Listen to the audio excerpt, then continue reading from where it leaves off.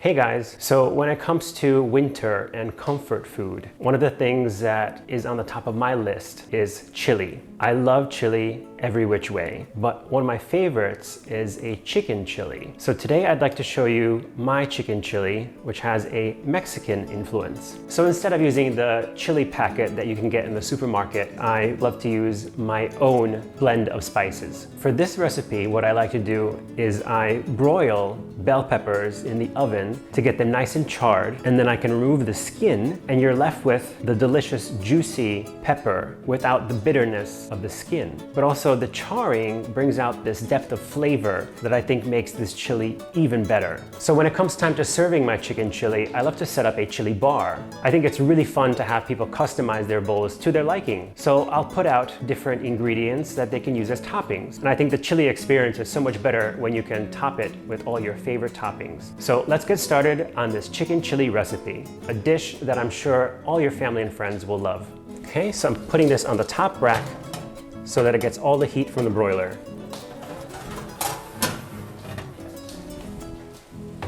So I'll check on it in 5 minutes and I'll give it a turn to make sure that it's charred all over. I'm gonna give the peppers a turn, and you can see they're getting nice and brown, especially the yellow one.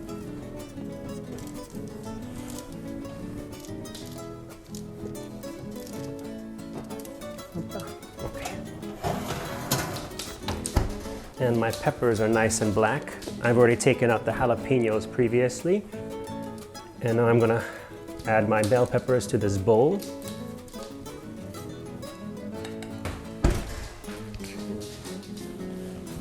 And I'm gonna cover them with this plastic wrap so that they can steam a little bit and the skins will loosen and it'll be easier to remove. So while the peppers steam in their skins, I've started to preheat my pot, and I'm gonna add some oil and start searing my chicken thighs in batches. So add enough oil to coat the bottom of the pan, and I have chicken thighs that I've minced into little pieces.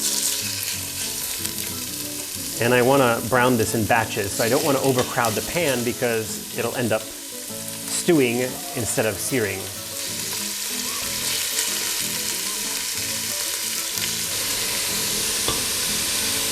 And I'm gonna add some pepper and some salt.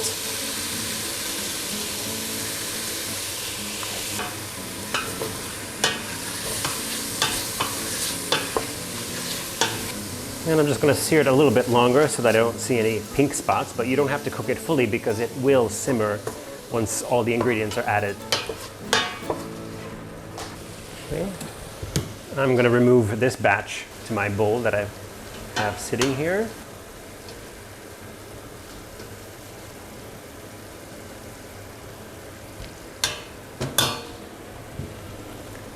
I'm going to do this quicker.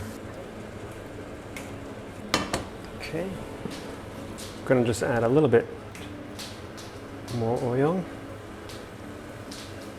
and add some more of the chicken. I think I should be able to add the rest of this.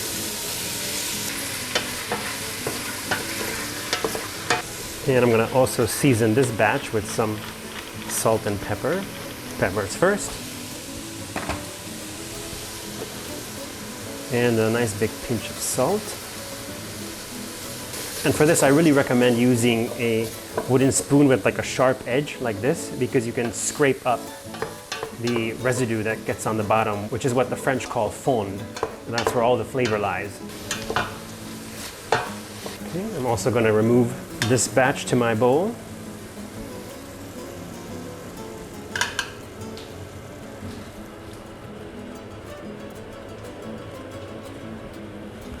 Okay, and the pot goes back onto the heat. I'm going to refresh the pot with some more oil. Okay, I'm adding my onions. And I'm going to wait just a little bit before I add my garlic, but I'm going to add my usual pinch of salt to the onions because this will help break them down.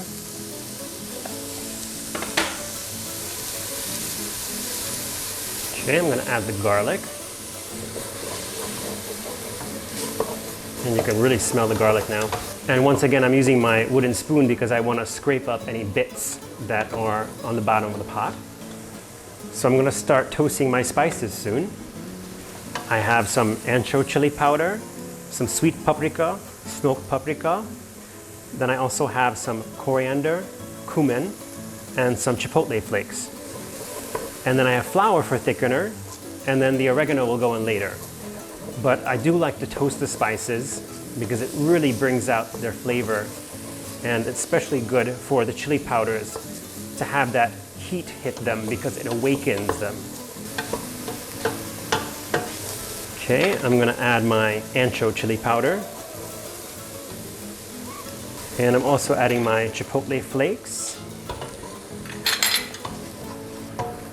And my sweet paprika, my smoked paprika,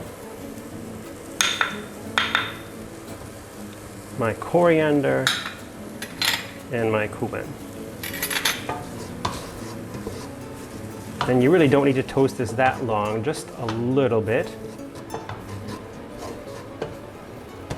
Okay, and now I'm going to add my flour.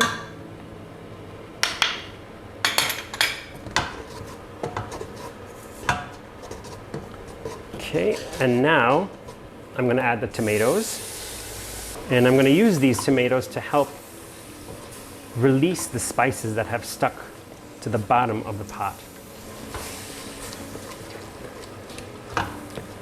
And you want to cook the tomatoes for a minute or two. You want them to kind of cook out that tin flavor. Okay, and now I'm going to add the chicken stock. I have 2 cups of homemade chicken stock.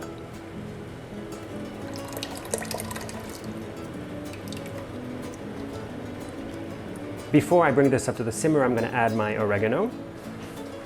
But in the meantime, I'm going to deal with the peppers. So as you can see, the plastic wrap has almost suctioned onto the bowl. The peppers have fallen into themselves and now they're really easy to peel. Some people use paper towels to peel them, but for me, I think it's just easy using my fingers, and they've cooled enough that it's not too hot.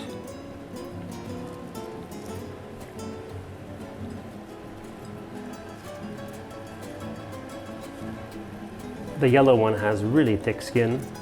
I love how black it's gotten.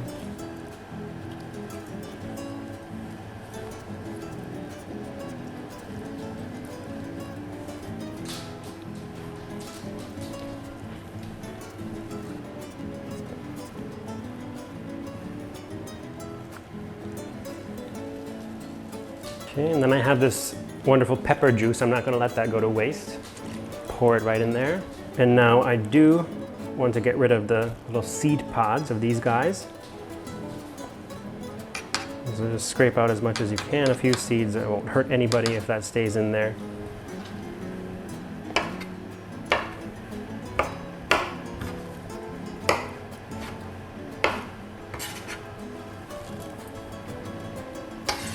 Kind of rough chop it.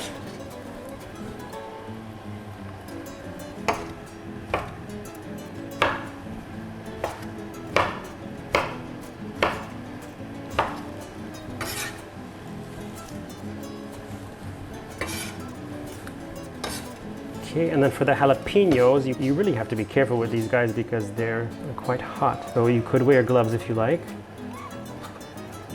But what I usually do is just scrape out as much as I can.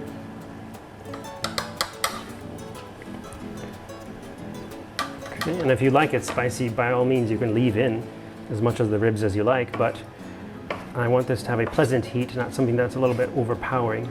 And for this, I kind of want it minced, because after all, this is quite hot.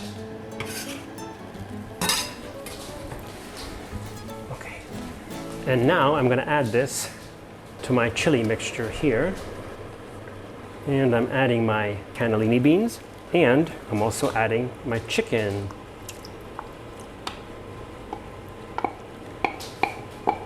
And I'm going to stir this in.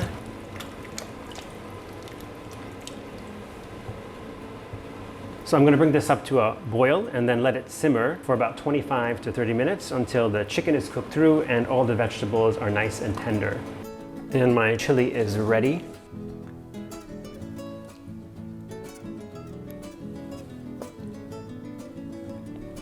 It's a Beautiful, rich color. And I love all the roasted peppers that are peeking through.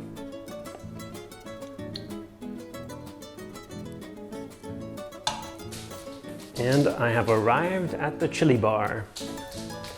I have some fresh tortilla chips out of the oven, scallions, tomatoes, shredded cheese, sour cream. I have avocados, I have cilantro, and lime. Let's see, what should I do first? I think I'm gonna do a dollop of sour cream right here in the middle.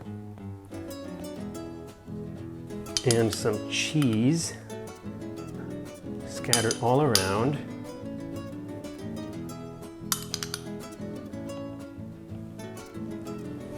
And then some chopped tomato.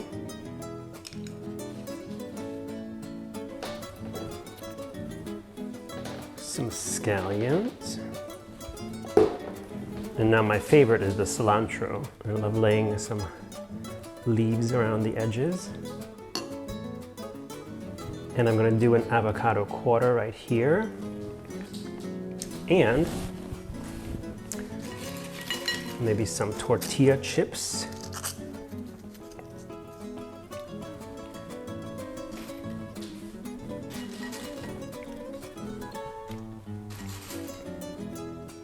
And I'm gonna squeeze some lime over top. Before all the cheese melts, I'm gonna take a taste of this wonderful looking chili.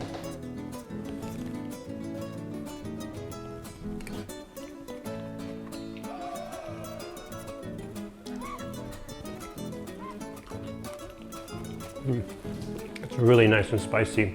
You can feel the heat right in your throat, and has a lot of deep flavor. And now I love dipping the tortilla chips into here too, getting like these oozy bits. The chicken is also really nice and tender.